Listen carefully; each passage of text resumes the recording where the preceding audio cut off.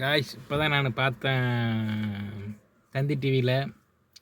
பண்ணையூர்லையா எங்கேன்னு தெரியல, அவரோட கொடியை ஏற்றிட்டார் அவர் இப்போ அதுக்குள்ளே லைவில் சொன்னாங்க, அவர் டெல்லிக்கெல்லாம் போவாராமா.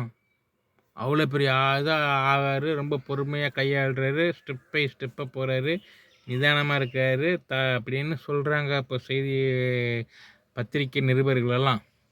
ஆமாம், அவர் அடுத்த பிரதமர் ஆகிறதுக்கு கூட ஒரு வாய்ப்பு இருக்குதாம்மா, பார்த்துங்களேன்.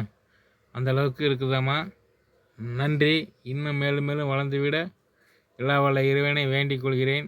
இன்று போல் என்றும் உங்களுக்கு பேரும் புகழும் குமைந்திட, நாட்டு மக்களுக்கு சேவை செய்திட, 200 கோடி ரூபாய் சம்பளத்தை விட்டுவிட்டு மக்களுக்கு பணிபுரிய வந்த அன்பு நெஞ்ச விஜய் சார் அவர்களுக்கு எனது முதற்க வணக்கம் சொல்லி நான் பார்த்திபரில் விதை உங்களிடம் விடைபெறுகிறேன்.